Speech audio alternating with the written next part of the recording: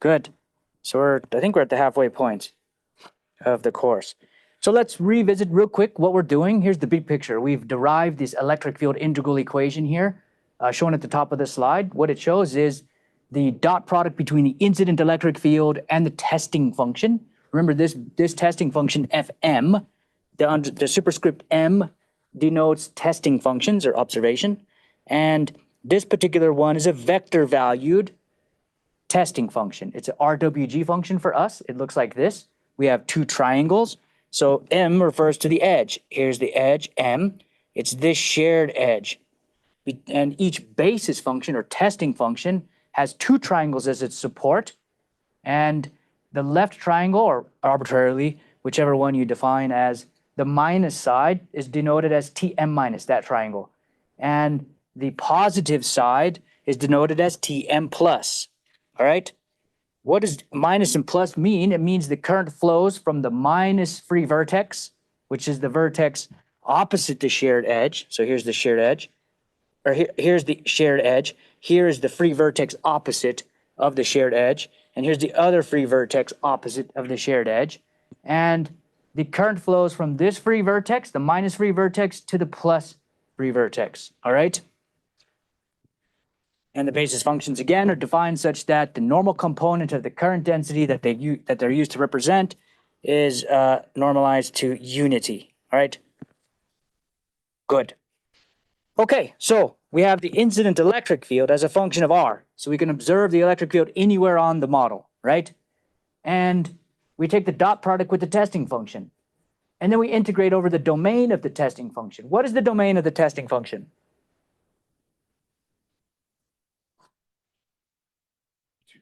Very good. Both triangles, right? So this is the testing function is both of these triangles with the shared edge, right? All right, good. So we integrate over both of these triangles, the electric field. We dot product with this. What does Fm look like? Fm is this vector, scaled with ln over 2an minus, right? Which normalizes the normal component of that vector when it gets to the shared edge. So this vector, of course, this observation R could be anywhere. It could be here. In that case, the row n is like this, right? All right? So basically what we're saying is observe the electric incident field at all points R in the domain of the testing function, which is both of these triangles, and integrate, right? Integration is summation, so we're going to add it all up, right? All right, well, that gives you what's called the voltage vector here. You guys are all familiar with this notation now. Vm, it's a vector, right? So this is only a function of the index m, so you get a full vector of the incident field average over each pair of triangles, right? The next edge might be this one. So this would be the shared edge. So V2, for example, if this was V1, sorry, if this was edge 1, then you would have calculated V1, and V2 might reuse this triangle, but it will be these two triangles, right? Okay.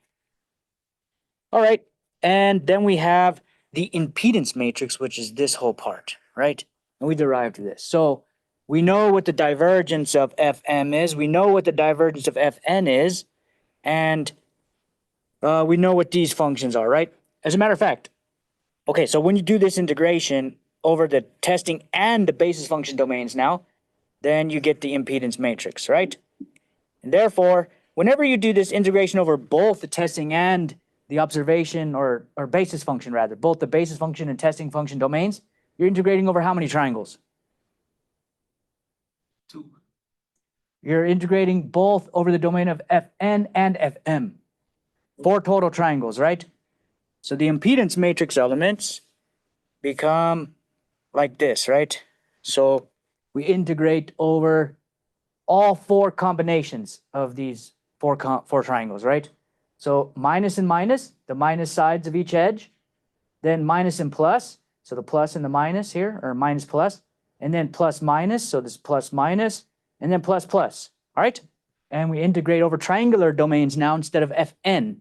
Fn was both triangles, and now we're talking about integrating over triangles, all right? because we've split it into all four contributions. All right. And then remember we did Gaussian quadrature. So to do these integrations over the triangular domain here of any function f of r ds, which could be the dot product of the testing function and the incident field, or any combination of whatever you integrate, the integrand.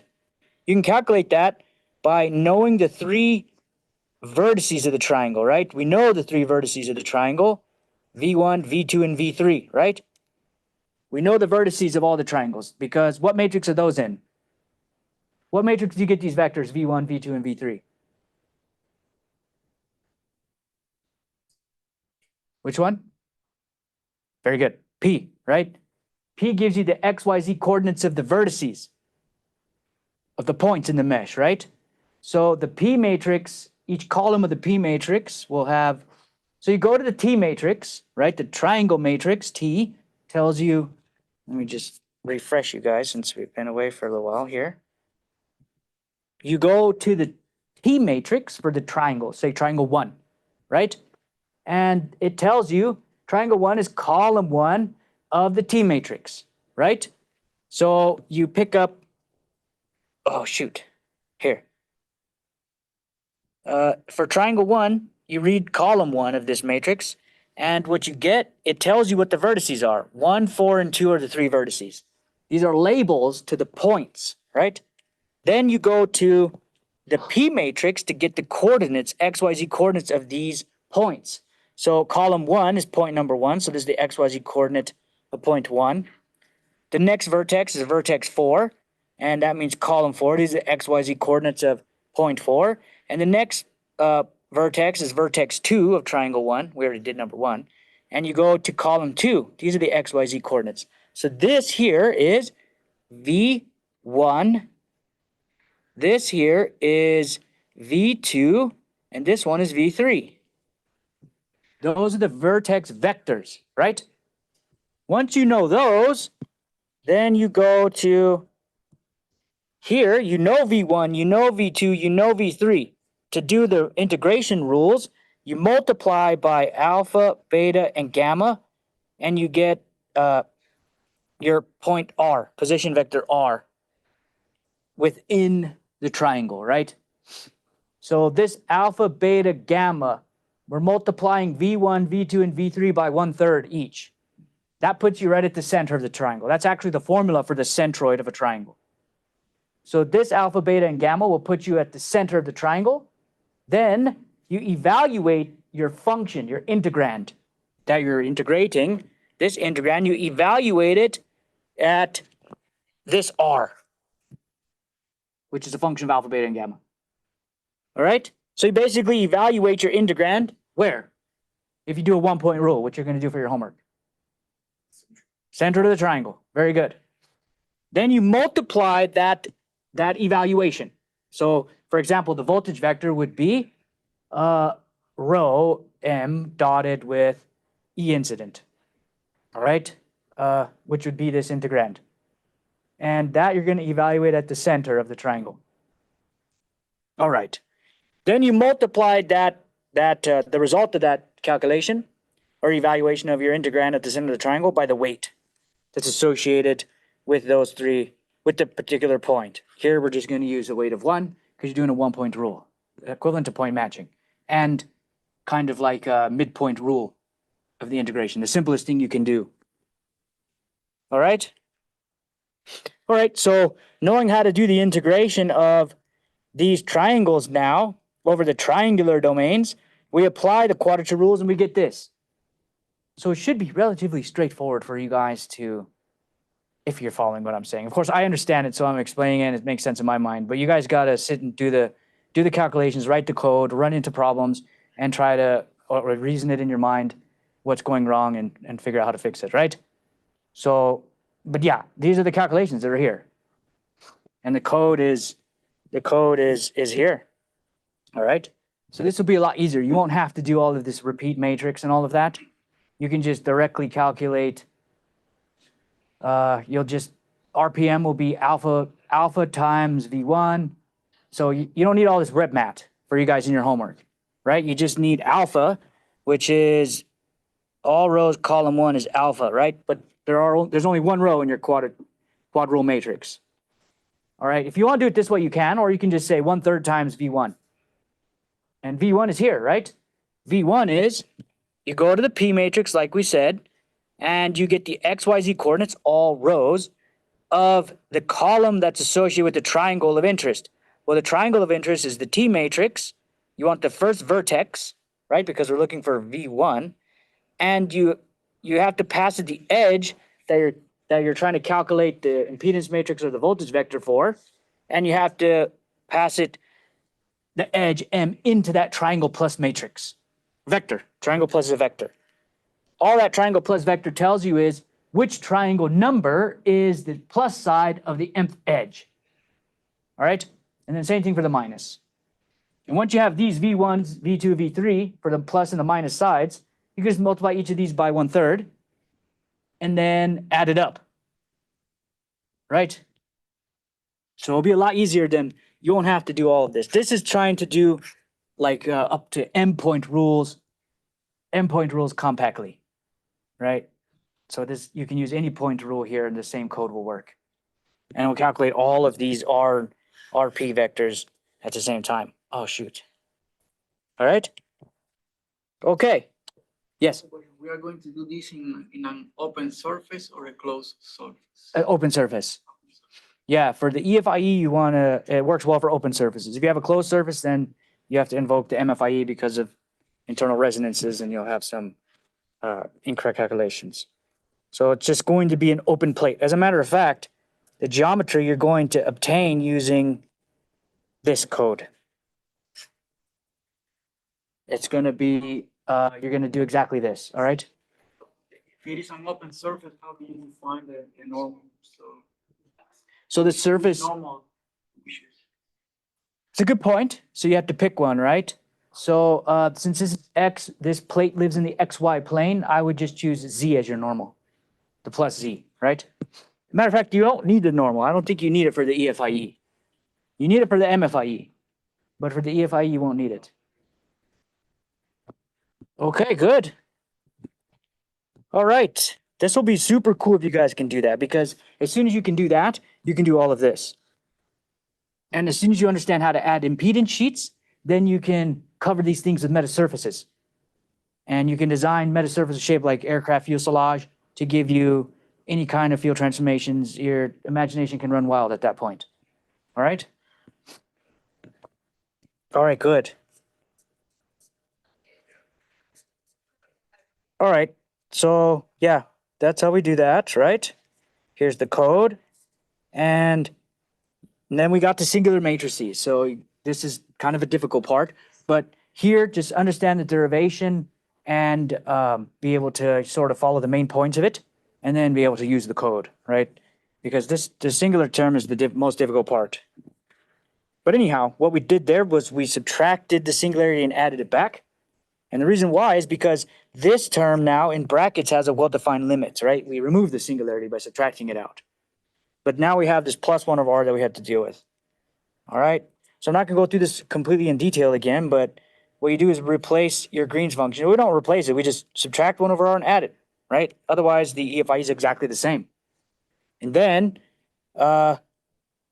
then we split this into 3 terms now, right? So there's a FOIL going on here. This multiplied by this is term 1. Completely numerical Gaussian quadrature integration because it has no singularity. Then we have the vector potential part multiplied by the 1 over R. That becomes this one. This one we're going to evaluate. There's an inner integral and an outer integral, right? This is the inner integral. And then there's an outer integral. If you think of the way double integration works, the outer integral passes an observation point R into the inner integral. And then you evaluate the inner integral at that observation R. And then you move to a new observation R. And then you repeat. So what we're going to do is evaluate the inner integral analytically with a variable function, with a variable R. So, there's a variable observation point R. Evaluate the inner integral analytically, and then we'll have some function, closed form function as a function of the observation R that we can use as the integrand to the outer integral. And we can integrate that numerically, right? Then we have the scalar potential part in the 1 over r, that's this. Third term, same strategy, all right?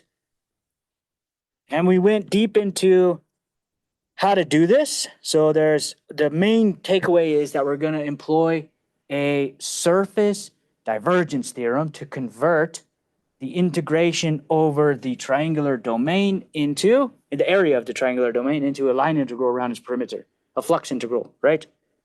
So here, this integration, for example, for the uniform source, remember there's two terms back here, right? There's this one, which is a uniform source, right? There's no vector here. It doesn't vary linearly. These are constants here. This is a constant. It comes out of the integral, so you just have the 1 over r singularity, but a constant, right? Here you have these linearly varying functions. So this one's a linear potential. This is a scalar potential.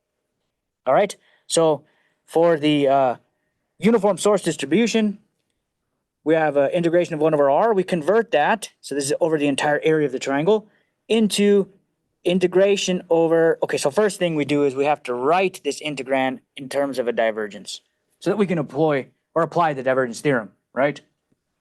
So we learned how to do that.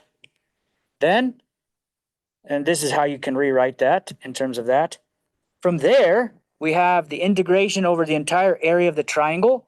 We subtracted out the observation points domain, right? If you look here, we subtracted out the observation point, small circle epsilon around it. And that's to make it continuous, right? To apply the divergence theorem to the first term. We're not going to use the divergence theorem on the second term. The second term we're going to evaluate analytically, and we end up with this alpha function, which contributes to these tangents. All right? Okay. So here, we integrate over the triangular domain ds. We apply the surface divergence theorem, because this is a divergence of some integrand. So that divergence theorem converts the integration over the area into a perimeter integral, or a line integral around the perimeter. That's what this delta here means. So now we're integrating around the perimeter, and it's a dl, right? A line integral. So we need to learn how to integrate over a line, a straight line, in a 1 over r function along a straight line in the plane of the triangle. And if we can do that analytically, then we can just repeat that for 3 lines that make up the sides of a triangle. And we can integrate along the path outside, around the perimeter of a triangle. And that's what this does. So we integrate from I equal to 1 to I equal to 3. So all 3 sides of the triangle as a line integral. And this line integral we calculate. So the summation is there, right? But this line integral we calculate, it becomes this one. And then the result of it is here. And then just repeat that for all 3 lines, all right? So this derivation, you can do this. I've done it, right? I've went through this derivation and figured out where these formulas come from, right? But you don't have to, right? You can if you want to, if you get into this for research. But you can just use this formula, the key result. Matter of fact, you can just use the code that I've given you in these slides, right? So do the same thing for the linearly varying source distribution. We get this key result here, all right? And so now we have to rewrite our integrals in the appropriate forms so that we can apply our key result, these key results. And we went over that last time on how to do that. And here's the code for it, right? So the integration breaks into term 1, 2, and 3, right? We do the inner integral analytically for term 2 and 3. And here's the code for term 1, terms 2, and term 3. These, you'll see, have a function that they call. So what is this? This is summation. It's a summation, right? So it's an integration because all of our continuous integrations over triangular domains became summations when we applied the Gaussian quadrature numerical integration approach, right? So we have the sum here. We have the weights, which are in column 4. And then we have j omega mu over 4, which is here. And then we have the dot product of rho m, and so that's rho m, and the integrand is now an analytic function that we've calculated, right? It's those key results, key result 1 and 2 and all that, right? So this function here, near term inner, will return the analytic function that we found for the inner integral. And then the rest of this code is implementing the outer integration in a Gaussian quadrature way. The inner integration, this function near term inner, we did analytically, which was those key results, which are here, right? These key results, this formula and this formula. All right? Okay, so what's in that near term inner, right? This is part of the integrand now. It's rho m observation dotted with the inner integral, which is, so, okay, so it looks confusing in this form, but we took this and we moved it out here. So the inner integral is the integral of rho n, 1 over r, right? And so forth. All right. Okay, so what's in that function? Here's that function. So this function I'm about to show you, near term inner, is nothing but these two things, right? These two functions at the bottom of the slide. Why is it doing that? All right, whatever. These two, right? This one and this one. Yeah. Yes. Explain one more time how you rewrite it using that like rho minus rho prime stuff. Oh, yeah. Okay, so here we have rho m. So here's that integral, right? Rho m dotted with rho n. Remember, in the other form that we just saw here, it's rho n dotted with rho n, and they're both underneath both the integrals, right? But here, it's the same integral, but now we separated it into an inner integral and an outer one, right? Okay, so we have rho n in here, right? Plus or minus. But let's concentrate now on the rho n minus one. Rho n minus is, if you go back to the definition of the basis functions, rho n minus is this, right? Which is r prime, the source position vector, minus vn minus, right? Let's see. No, it's vn minus minus r prime. No, that's wrong too. It's the other way around. This vector has to be tail because it goes from tail to head. So it's r minus vn minus, right? Okay, so we can rewrite rho n minus. We can rewrite, or was that? Here. We can rewrite, so let's draw the triangle here. This here is rho n, and there's another vector here, which is rho prime. They're all rows now because remember we're in the plane of the triangle. From this particular geometry here, remember everything that's projected, they're r's when you're in the actual native origin, but when you're projected into the plane of the triangle, all these become rows, right? Projection of the vn minus and r prime vectors. Yes.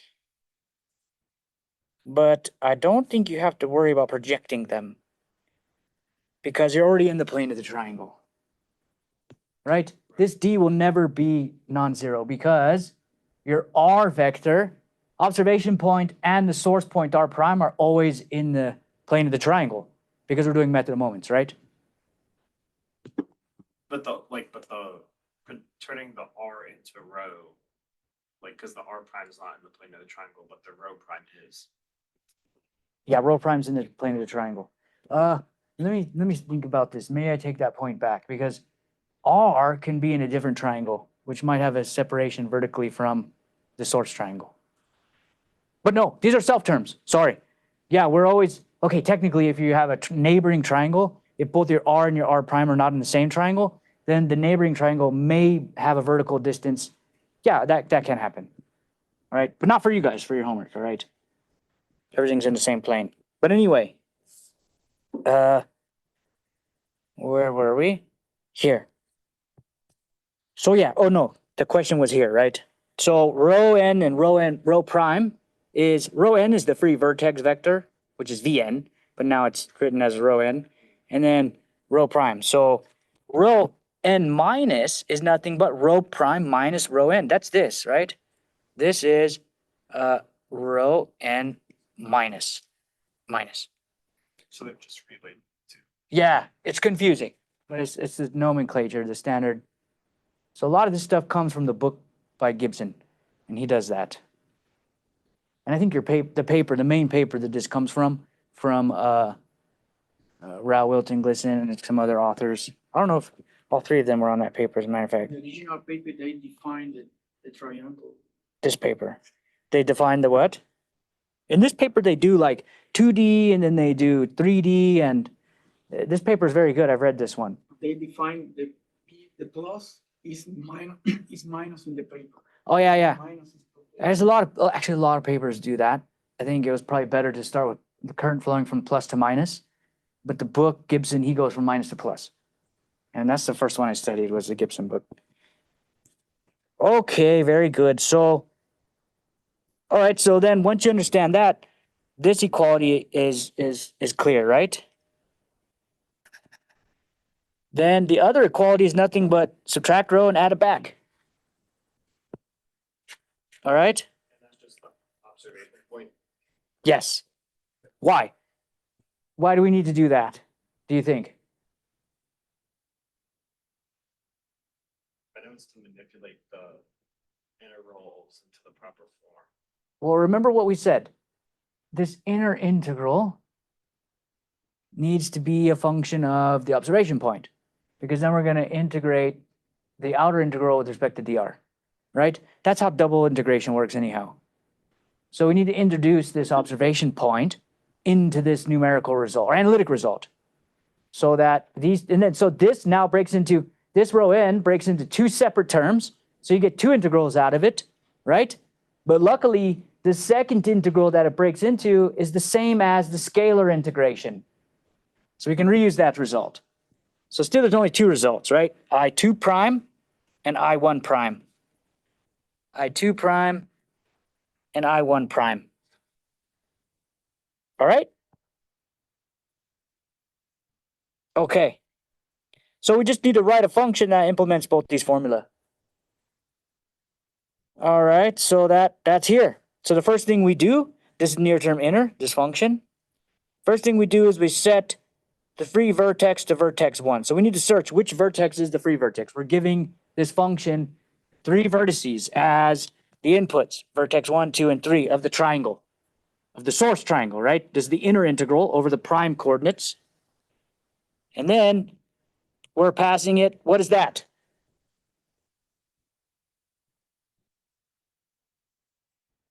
What is RP?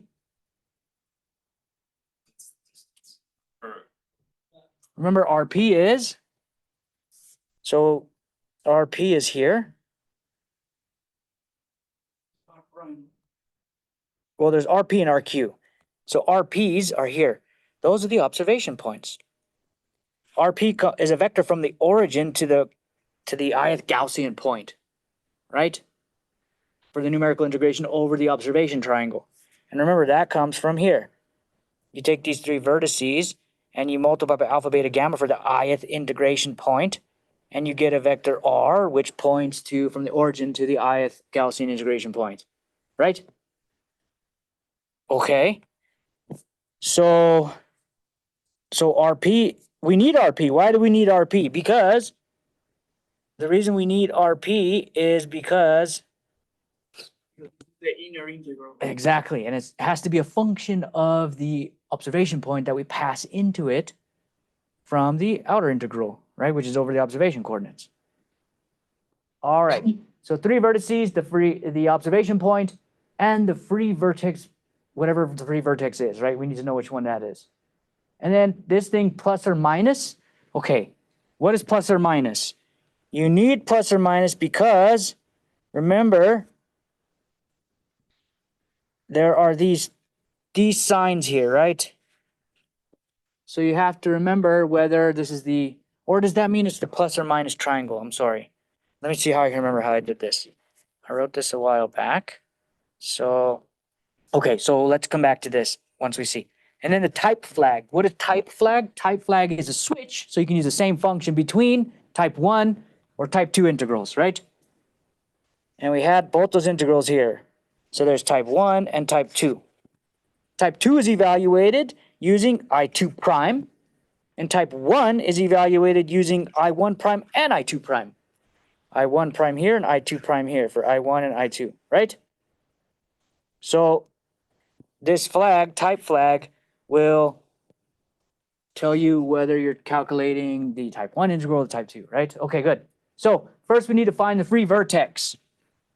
We know what the free vertex is because we have v free. We passed it that. Those are the xyz coordinates of the vector, position vector to the free vertex. But we need to know, is it v1, v2, or v3, right? So this checks, is v1 equal to v free? If that's true, then vertex 1 is equal to v1, and vertex 2 is v2, and vertex v is v3, all right? If that's not true, then is v2 the free vertex? If v2 is the free vertex, then vertex 1 is v2, vertex 2 is v3, and vertex 3 is v1. All we're doing is setting the free vertex to free vertex 1, our new label, and you'll see why we need to do that. All right, good. The reason why we want to do that is because if this is the free vertex, so this is v1, and say this is v2, and then this is v3, we want to make vectors that point from R1 to R2. So this vector here, this we're going to call R12, and this vector here, we're going to call R13, which is these ones. All right. The reason we want to do that is we want to take the cross product with that to calculate the normal. So we're going to arbitrarily define the normal as R12 cross with R13. So it'll point outward, right? Okay, we need the normal because we have to subtract it off to get the row vectors. Right? So here, look. We're going to loop through all the observation points. For you guys, one observation point, because we're doing 1 point rule. So you don't even need this outer loop, but our observation point is RP, right? And then rho, which is the vector projected into the plane of the triangle, is R minus the dot product of R and N, the N component, right? The normal component. So we had to calculate the normal vector. Then we take the dot product of R with the normal vector, that gives you the normal component. And then we dot that with the N so that we make it a vector, and then we subtract it out from R. That's rho projected into the plane of the triangle. Then we have D is the dot product, right, of R minus R1, basically dotted with N. So this is the, remember, if you look here, we have to calculate this D, which is the distance between the plane of the triangle and the observation point, and we need to calculate this rho. That's all we've done so far, which is this R projected down into the plane of the triangle, which means you just subtract the normal component of R to get rho, right? Okay, good. All right. And then rho free is the R free projected in the triangle. So subtract out the normal component from that too, right? All right. Now, so here, this code, what it does, we loop through all the edges. We have to loop, how many edges are there in the triangle, source triangle? Edges in a triangle. 3. So we loop 1 to 3, right? Because we have to calculate this summation from 1 to 3, right? All right, all of this is just calculating these geometric quantities that we need all these geometric quantities, implementing all these formulas. That's all that does, all right? So the first thing we do, we calculate all of those things. Okay. We calculate all of those things, right? Then if it's type 1, then we calculate, remember type 1 is what? Type 1 integration is this integral, which broke into two integrations, I1 prime and I2 prime, right? And I1 prime is this formula, I2 prime is that formula. So if we go here,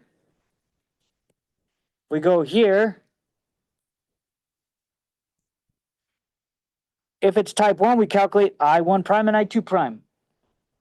And these are those formulas, the logs, the tangents. So here's the tangent, inverse tangents, and all that, right? So that's just this formula and this formula, right? If it's a type 2, then we go back here. Type 2 is this integral, and we only use I2 prime, right? So let's go to there. If it's type 2, whoops. If it's type 2, we calculate I2 only, right? That's it. And then we sum over the three vertices. So we add to this. Well, we calculate 1 through 3 II is each edge, right? So we do that, and we build up the 3 by 3, right? II and II, we build up to 3 by 3. And then somewhere we're going to sum that after. Here's the end of the code. So here's the plus or minus thing, right? If plus or minus is equal to 2, then that means that the formula had okay, so look here. We calculated this for rho n minus, right? But this is rho n plus or minus, all right? So if it's rho n plus, these same formulas apply, except the right-hand sides are negated in both these integrals, right? Both the integrals on the right-hand side of this are negated. Why is that? Because rho n plus and rho n minus differ by a minus sign. If we're going to use rho prime minus rho n. Let me show you that, just so it's clear. If you go all the way back to the basis functions, here.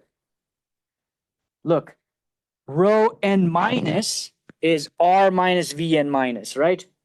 But rho n plus is v plus minus r. But if we're always going to use r first, then we could say that rho n plus is minus rho n minus, right? Do you guys see that? All these little details are what's going to make your homework hard. So you really got to pay attention. All right. Okay, so where were we? Here. All right. So the plus or minus flag tells you whether you're on the plus triangle or the minus triangle. And if it's a plus triangle, then you have these minus signs that you need to take care of. All right. Okay. If it's a type 2, then we just sum. So see, we're summing over all three edges here. Sum, and sum, which is just to sum over the columns of the matrix, which are the rows, right?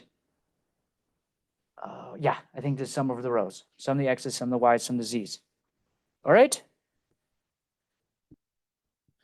All right, I'm sure the questions will come later when you try. That's why I want you to start this homework early as you can, because then you can come to me for questions. If you wait and procrastinate, then you try to start it a few days before, you're going to run into bugs. It's not going to work. You're going to get upset. You're going to turn in homework that you're not proud of, and you're going to feel bad about that, right? So my best advice, start it soon, because you'll be able to fix all your bugs. If you finish it a week early, then that's even better, right? Okay. And then there's this function I showed you before, where we implement this formula explicitly, right? Because if you try to divide, you're going to evaluate. Okay, so let's go back to that. Where was that? Here.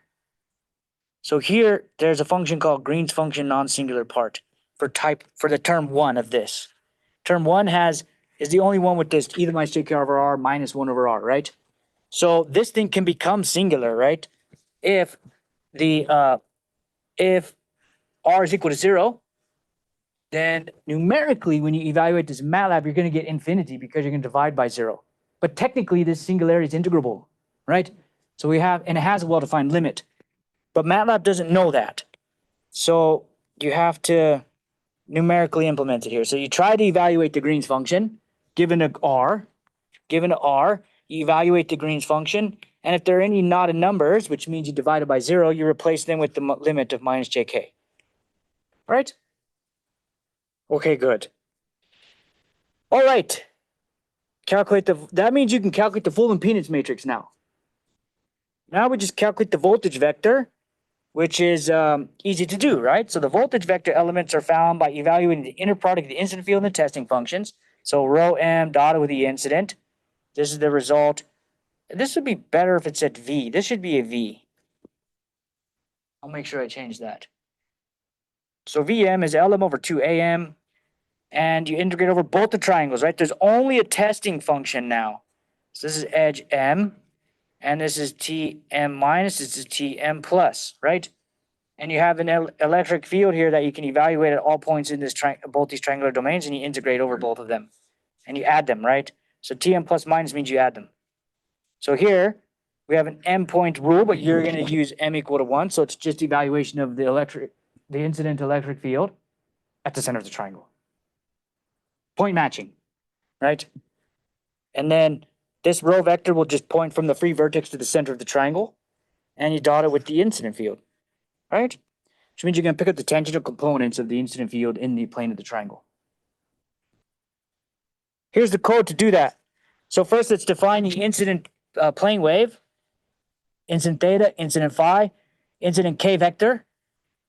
I think there's some bug here. What, do you remember what that was, Xiaofan? Remember we found... Oh, you mean the incident field is actually there's something with this polarization vector. yeah. If it's not in the XZ plane or something, right? Yeah. Okay, but in your homework, I gave you all XZ plane incidents, so this will be work. It'll be fine, all right? If you don't come in the XZ plane, then there's missing a projection factor of this electric field for oblique incidence. I don't even think I told you the polarization of the... Yeah, I need to edit that. So the homework that I just gave you, I don't remember defining the polarization. So I'll add that, all right? It'll be an amendment to the homework. I'll re-upload the new one. But here it is. Incident K vector, sine theta, cosine phi, sine theta, what? Oh, sine theta.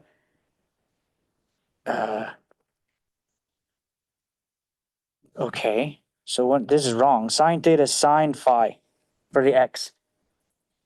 Sine theta, sine theta, cosine phi. Sorry, guys. Sine theta, cosine phi for X, sine theta, sine phi for the Y, and cosine theta for the Z. All right, good. And I'll fix this, and I'll re-upload the notes as well. Then you have the incident polarization. Here I'm saying it's X polarized, right? Yeah, if it's X polarized, so the homework will be X polarization, and you're... No. You want it to be Y polarization, because I'll fix it, okay? Follow these notes. I'm going to re-upload these notes, and I'll make sure I define the polarization in the homework that I gave you. So I'll reload both of those today after class. Anyway, it's going to be a Y polarized incident field.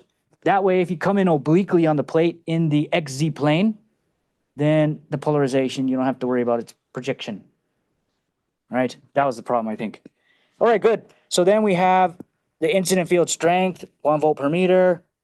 And then we have E incident here as a function of X, Y, and Z, which is E times the polarization. So, E hat, little e hat, and then E to the minus JK dotted with R. All right. All right. Anyway, then you do this. Sum of LM over 2AM. So LM over 2. LM over 2. Then we have WP, which is the fourth column of the quadrature rule table. Then you have the dot product of row M minus dotted with E incident evaluated at the X, Y, Z's associated with the Gaussian quadrature integration points. Plus the same thing for the minus triangle. So row M, or row M plus. This is the row M minus. All right. Okay. So if we've gotten to this point, then we have made it, right? We have the voltage vector and the impedance matrix. Now to find the current, because now we have Vm equals to Zmn multiplied by In, right? To find the alphas associated with the basis functions, right?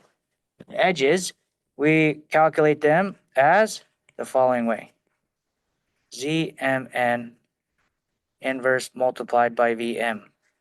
In MATLAB, what you say is In equals to Zmn forward slash V. Is it that way? I think it's the other way around, right?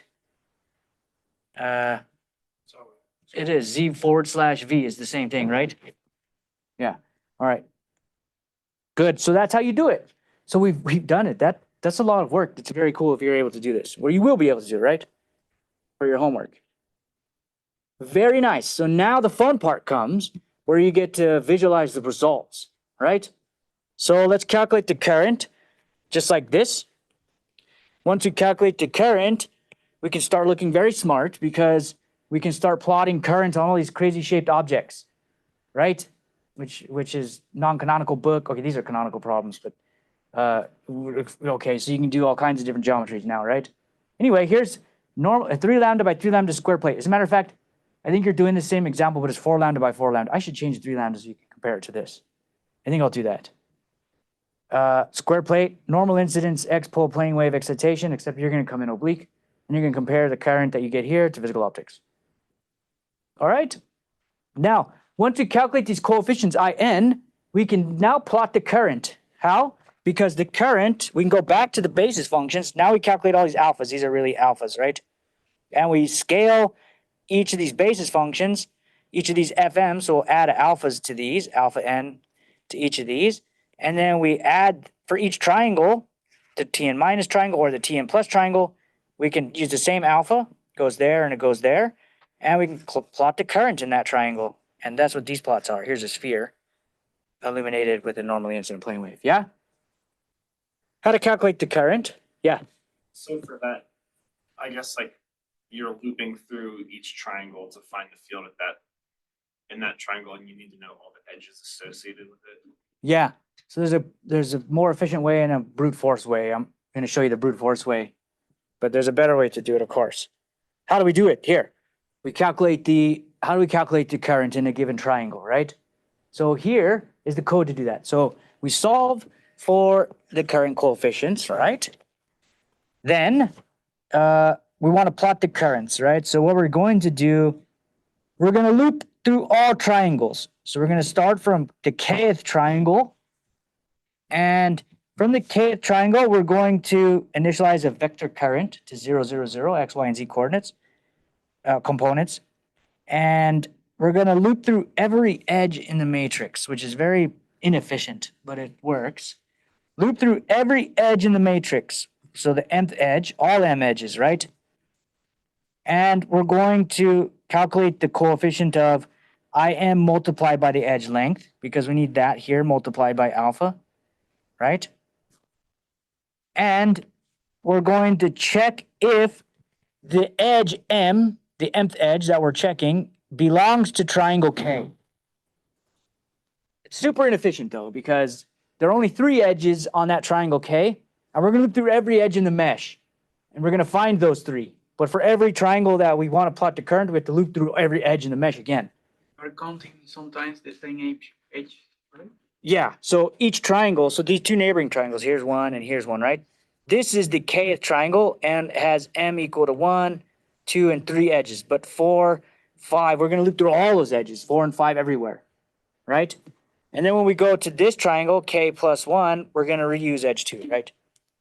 Okay, so, and then if it does belong, so if triangle plus, so we pass it the nth edge to triangle plus, if that triangle becomes triangle K, then we add the current to the running total, J vector. So J vector equal to J vector plus the M, the current coefficient I, multiplied by LM, multiplied by RC plus. What is RC plus?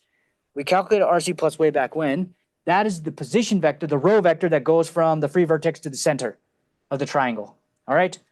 Because we're going to evaluate the current density. This current density is a function of position. It linearly varies throughout this entire triangles, right? To plot it, technically, we'd need to plot a current that varies linearly if we wanted to plot it with the resolution that, with the actual resolution, right? The linearly varying current in the triangle. But here we're going to color the whole triangle, the color associated with the current density evaluated at the center of the triangle. So that means RC plus goes from here to the center of the triangle. This is RC plus. Because our plots, if you look at our plots, each triangle has a single color in it. Technically, the current varies over that triangle, but for the plotting purposes, we're going to color all the whole triangle with one color, which is the value of the current density associated at the center of the triangle, all right? Okay, so remember, Okay, and if it's triangle minus, we have to add that, all right? So then we have the x, y, and z is the x, y, z components or entries of this vector, and then we can find the norm, all right? But technically, so here is an example. We're trying to find the current in this triangle, right? And there's edge 1, edge 2, and edge 3 associated with this triangle. And what we do is first we calculate for edge 1. Edge 1 has these vectors associated with this. So this is TM1 minus here. So this has to be TM1 plus. So the current is going toward the free vertex opposite of this edge, right?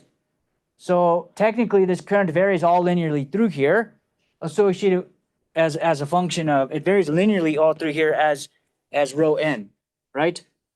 But we're gonna say, just pick the rho n at the center and calculate the current there, and we'll color the whole triangle with the same color associated with that value. So we calculate this vector and we color the whole triangle associated with this vector just being a constant of that length, all right? Now, then we move on to the next edge. We store that. Next edge is this edge. So the current goes that way. So we calculate the current at the center associated with these red vectors of current. Then we do the next edge, the green ones coming from the third edge. And we add these three vectors here, right? So by the time we get here, we add these. J vector equal to J vector plus. J vector equal to J vector plus. So we're adding these vectors together at the center of the triangle. Is it clear? All right. You can do this then, which is calculating the current induced on a sea craft illuminated with a plane wave, right? So here's the code to do the actual plotting. We're going to use this fill3 command. And the CAM is the current density's magnitude at the center of the triangle after we add up the contributions from all three edges. And then we color the triangle that way. Yes? The what now? Repmat. Okay. So you take this vector here and you repeat it 3 times. You tell, so repmap, what it is, you pass it a vector as the first argument, then you tell it what the size of the matrix, how many repetitions of that you want to make. So repmat will take this vector and repeat it 3 times and make a matrix out of it. Yeah, it's a way to basically create a copy of a vector and create a matrix out of it, right? All right. Good. Yeah? All right. The questions will come when you try to sit down and implement it. How do we calculate the far field once we have the current? So here is the formula for the far field, radiation integral, minus j omega mu over 4 pi times e to the minus j kr over r times am, which is the current coefficient, times lm over 2 am, which are the coefficients of the RWG basis functions to normalize them, multiplied by the integration over the mth triangular domain of rho m plus or minus e to the j k r prime dot r hat dr, right? This is a far field approximation to the radiation integral. All right, if you use Gaussian quadrature integration, then you replace this integration with WP times the integrand evaluated at the RPs. And each of these RPs, remember, are RP prime, the pth one, is equal to alpha P times V1 plus beta P times V2 plus gamma P times V3, right? And you evaluate rho at that point, because rho is the free vertex minus this RP, right? And then you multiply by the weight and you sum m of them. All right? And then you can get far field patterns from a plate like that. Okay. So here's the code to do that. Calculate the far field. We start from data. We loop over data for a constant phi to do a pattern cut. We're just going to set r, the radial distance, equal to 1. We're going to calculate for theta equal to minus pi over 2 to pi over 2. And we're going to set EM equal to 0, the electric field for the mth observation point in the far field. And we're going to loop over all of the edges, right? And we're going to calculate the free vertexes and the RP vector and the rho m plus and rho m minus vectors, right? Which are the vectors associated with the RWG basis functions. We need those because we need to calculate these rho m's, right? All right. Then we need the observation point in the far field, sine theta, cosine phi, sine theta, sine phi, cosine theta. That's r hat, right? Then we loop over the edges associated. So look here. First we have to check, loop over all edges. Then, we loop into all the edges because all of the current through all the edges contribute to each observation point in the far field, right? So we have to add up the radiation due to all of the edges, all the current, which associates all the edges to each observation point in the far field. So you integrate all the current on the whole plate. So we add EM equal to EM plus, so we add to the running total of EM, j omega mu over 4 pi, e to the minus jkr over r, IM, which is the current coefficient of the mth edge length m over 2, and then we sum, here's the Gaussian quadrature, these are the weights here, and we have rho m plus e to the jk dot r prime in the far field, that's the observation, that's r prime, right? RPP is r prime, we calculated that here, RPP, right? And then we have RPP dotted with r hat, yeah? So dotted with r hat. And then we have plus the other triangle. This is exactly the same except we're using rho n minus here instead of rho n plus. All right? Then we can plot the far field by 20 log of E far field divided by E max. So we plot the normalized far fields, right? Okay. That's it for PEC. All right? Next thing we're gonna do is we're gonna add impedance sheets. But so let's appreciate what we've done so far. Any questions? Yeah? You're gonna have questions when you start the homework. But the code is here. When you stitch it together, you might need, some other code, some glue code in between. But all of the formulas all the derivations of the formulas and their implementation of MATLAB code are in these slides. So you should be all right. All right. Yes. So, trying to think through this far field. So you're taking each quadrature point for the source triangle, and then that's contributing to the far field. Yeah, so you have to integrate over all of the triangles in the mesh, right? Because the current, so say you have a mesh like this, right? There's current going through all of these triangles. So you have to integrate all of this current to each point in the far field. Then you move to the next point and you integrate all of these to that, right? So you have to sum up the electric field radiated by the current in both triangles that are associated with every given edge. And you sum all that up into EM. Then you load that into the far field result at the given theta. Oh, so okay, so for each edge, you're doing the contributions from each triangle. So in total, each triangle ends up giving a contribution from all three edges. Yes, it will. It will. All the interior edges, right?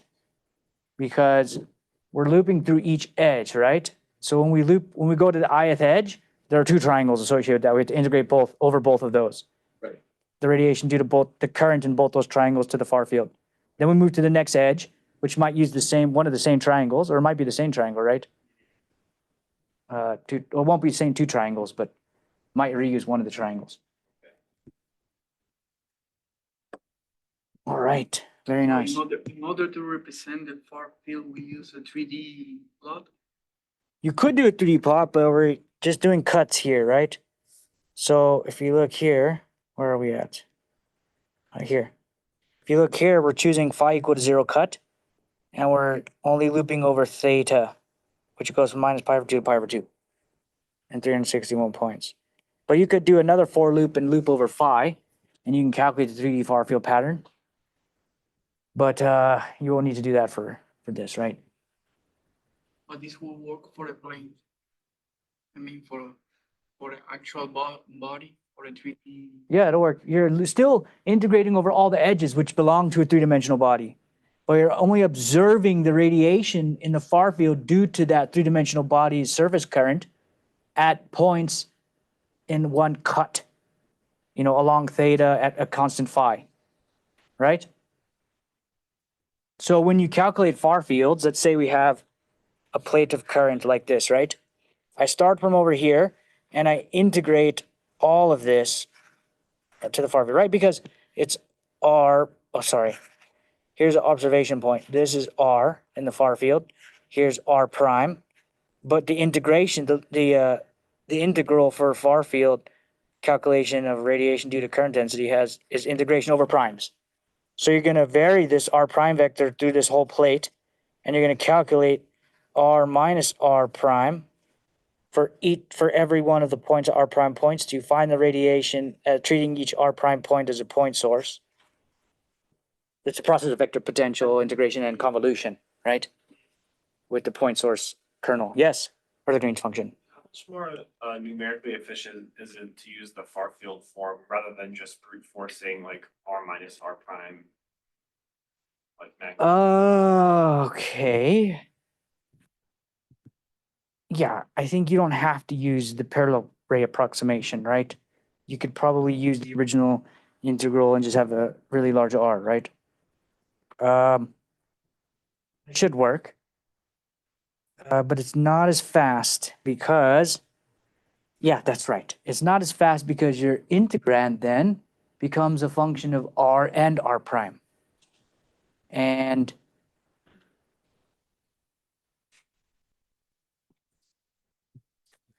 let's see. Yeah, it should be similar, right? Because the advantage of this integration where we factored out the observation point R, the radial distance to it, right? And we're just left with R hat. R hat is sine theta cosine phi. It's a unit vector. But I wonder if the numerical complexity is, it's probably similar. Analytically, this is way easier, right? But numerically, you might be a similar calculation complexity. Okay. Very nice. Okay, so I don't know if I want to launch into the impedance sheet stuff. We're almost done with this chapter, so we're going to start differential geometry probably next lecture, right? Okay.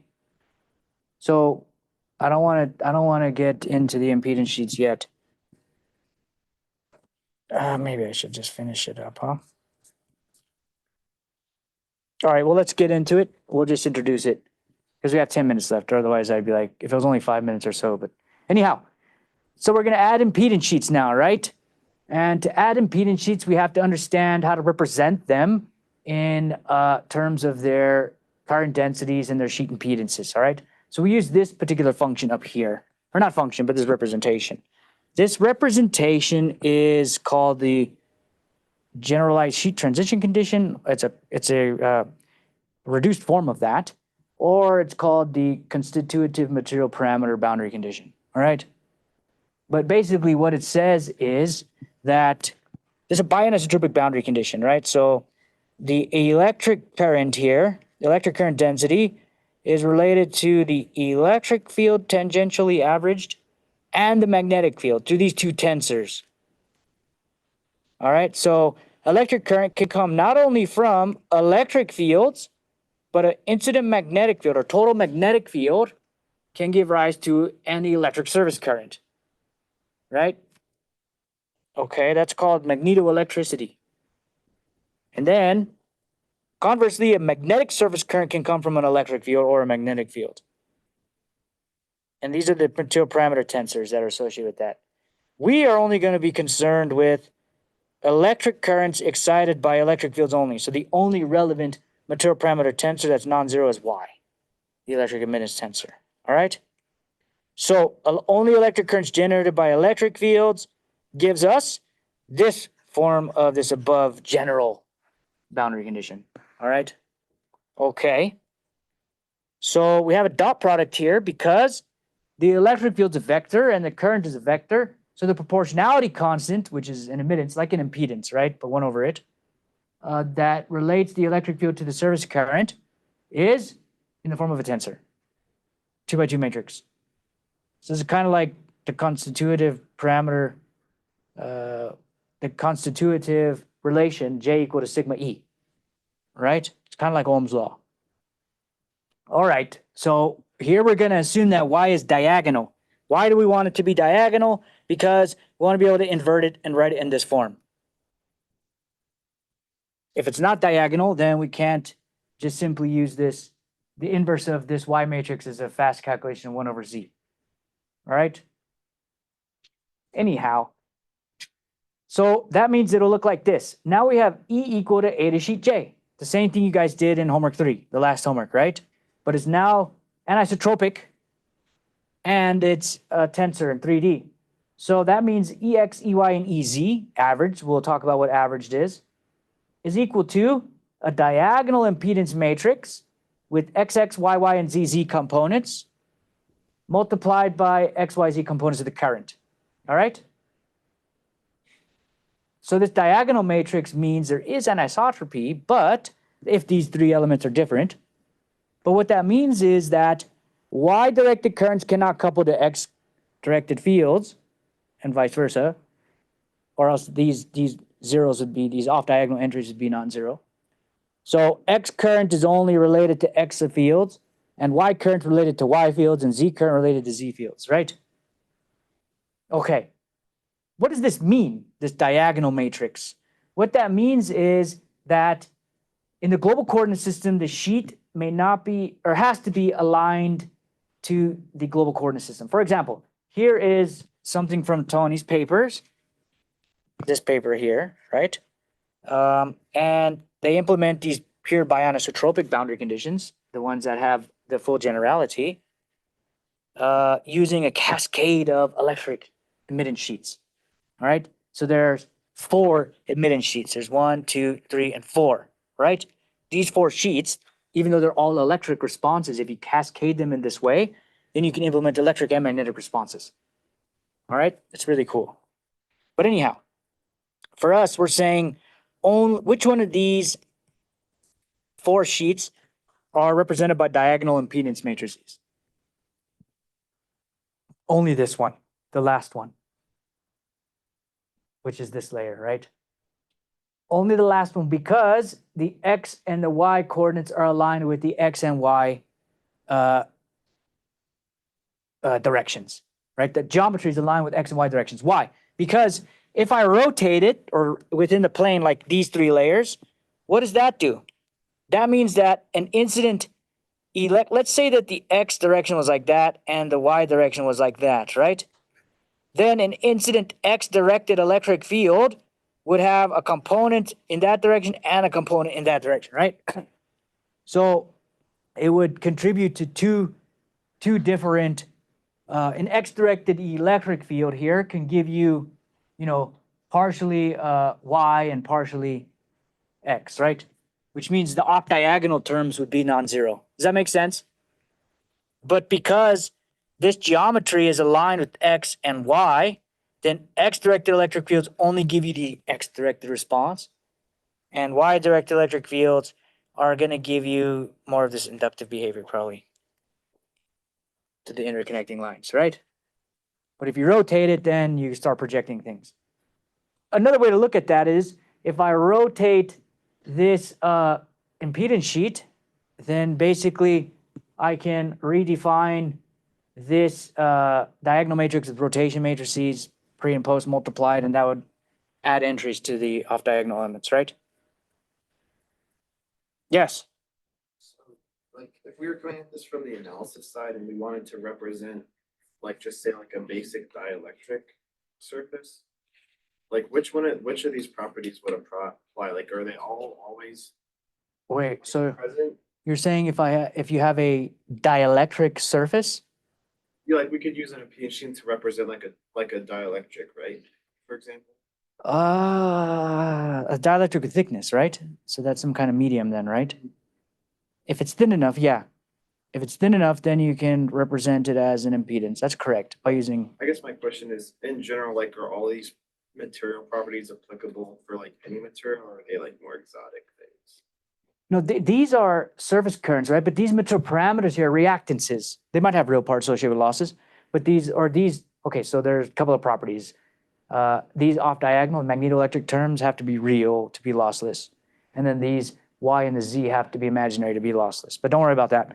If these are represent reactances, for example, the Y, for example, only the Y, that represents reactances. And these are reactants, these are capacitances, right? And there are some inductances in this layer because there's some low pass behavior. There's a grid of lines in one direction, right? So this looks capacitive in the X direction and inductive in the Y direction, right? But anyhow, these represent reactances. So it's the relationship between the tangential electric field and the current density. As far as dielectric material, then if it's thin dielectric material, you can represent that as a sheet of current, which has a particular impedance as well. All right? What about like a lossy PEC? A lossy sheet, then this Y will have a real part. And that represents dissipation. The reactive part of Y, because it's a complex impedance, right? The reactive part of Y represents the reactance associated with the capacitances of these gaps. All right, good. So we'll come back to all of this next time. We'll start doing differential geometry. All right, we're almost done with 3D. We are almost done. Well, basically we're done, but just have a few more things to introduce about 3D or impedance sheets. But 3D method mode, start your homework as soon as you can. All right.